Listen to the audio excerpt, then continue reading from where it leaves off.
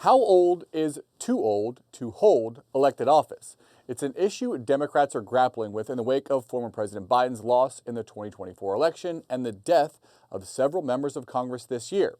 Some Democrats are calling for fresh blood in the party, but senior members are often reluctant to step aside. The Hill senior editor Jesse Burns joins us to discuss. Jesse, Steny Hoyer, longtime Maryland Democrat, drew a challenger today. I want to play a portion of the video release along with this announcement. As Democrats, we've been asking ourselves some tough questions lately. Why did we lose to Donald Trump again? Why does it feel like our country's on the wrong track? But if you live here in Southern Maryland, I want to ask you a tough question. Do you really think that Steny Hoyer, at 89 years old, is the best person to represent us? Jesse, pretty pointed there. Nancy Pelosi has also drawn a challenger, former chief of staff to Alexandria Ocasio-Cortez. What do you make of this generational battle inside the Democratic Party?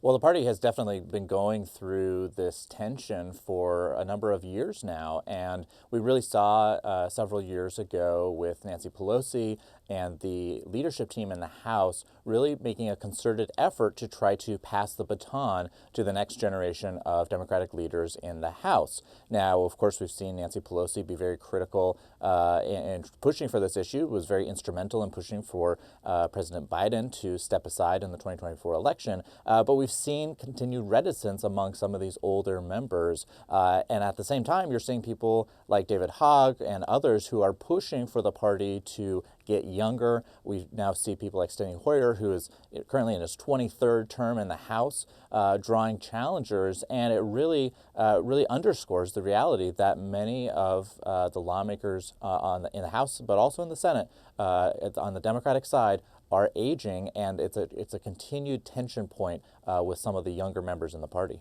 Yeah, I wanted to ask you a bit about David Hogg. He is the gun control activist turned vice chair of the DNC. He has been leading the charge on this. His threats to support primary campaigns against incumbent Democrats have been met with fury inside the party. He says they're trying to kick him out of the party or kick him out of the DNC over it. Is there a risk that Democrats, during this kind of purge over age, that it turns destructive?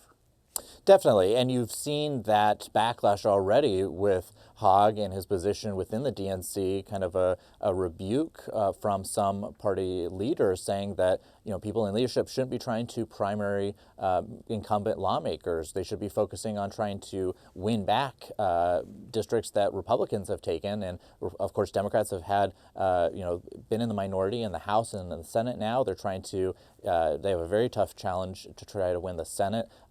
They are unlikely to do that, but they do have a chance at winning back the House in 2 years. And to do that, they have to expand the map. And so they are looking at this effort from some in the party to primary their own members as counterproductive. Now, these people like Hogg and others are saying, well, listen, they are in the minority and we're losing ground, in part because these Democrats are aging. 3 Democrats in the House have died in the last 3 months, and there's this constant now battle to try to replace some of these older members with younger, with fresh blood.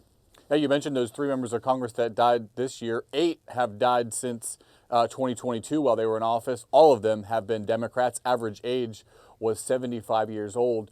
One idea to get fresh blood is to implement term limits for committee leadership. Do you think that has any legs? Well, it's something certainly people are talking about. On the Republican side, Republicans have long instituted rules around committee leaderships. They've limited members to 6 years in the House. That's 3 terms, or 1 term in the Senate. And that applies whether you're the chairman or the ranking member if you're in the minority. Democrats haven't had that. And so on the Republican side, some members have argued that it does bring in fresh blood. It forces members to really bring their A game. And we've seen on the Republican side some people who, when they move on from those committee chairmanships, eventually they might actually leave the House because they feel like they've kind of made their mark and they want to move on. On the Democratic side, we've seen a number of chairs who have continued to hold on in those top ranking positions for decades, and it's really an issue. We're seeing this battle play out with people like Alexandria Ocasio-Cortez and others who have been pushing to have some younger representation in these prime time roles because committee chairs play an instrumental role just in terms of crafting legislation, but also speaking out and now in the minority trying to hold the administration accountable with the oversight powers that the House has. Yeah, challenge for Nancy Pelosi, challenge for Steny Hoyer, two institutions inside the Democratic Party. Be very interesting to see if more of that develops. We'll leave it at that. Jesse Burns, thanks so much. Thanks, Drew.